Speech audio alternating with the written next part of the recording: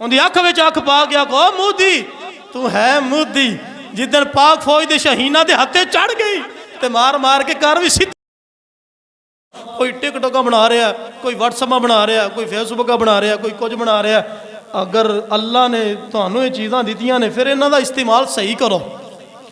जिथे तुसी गलत टिकटॉक बना रहे हो, गाना ला के किसी तवाइफ दा कंजरी दा गाना ला के गलत टिकटॉक बना रहे हो, उत्थे नारा तकबीर बुलंद करके टिकटॉक बनाओ और दसो असी पाक फौज दे नाल खड़े हाँ। है मोदी जेड़ी है ही मोदी है।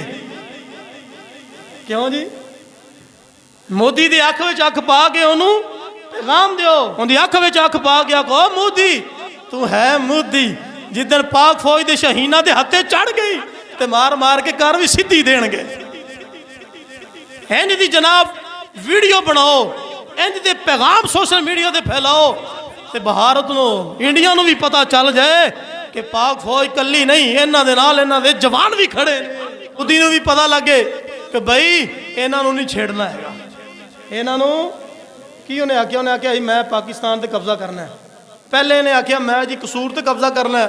फिर इन्हें आख्या मैं लाहौर ते कब्जा करना है, लाहौर दे विच अपना झंडा लाना है। फिर इन्हें आख्या जी मैं पाकिस्तान ते कब्जा करना है। इन्हें क्या आख्या? इन्हें आख्या जी मैं जी कसूर ला लेना, मैं ही लाहौर ला लेना। मैं क्या साडी जिहड़ी कौम है ना, वो ऐसी कौम है कि वो गड्डी च बैठी होवे ना, गड्डी च बैठी होवे ते अपनी नाल दी सीट किसी नूं नहीं देंदी। क्यों जी? और नाल दी सीट किसी नहीं देंदी। तुसीं पाकिस्तान लैण लग तुरे हो इन्हां कोलों। साडे तां जवान है जिहदे ने जूस वाला डब्बा है ना, इनू पी के ना जिन्नी देर तक इहदा पटाका ना मार देन उन्होंने चैन नहीं आउंदा। क्यों जी?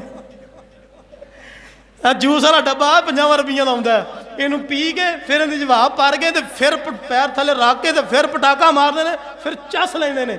मैं क्या इस कौम को तू पाकिस्तान हासिल करना चाहना है? ये तो पटाकियां नाल स्वाद लेंदे ने, मजा लेंदे ने।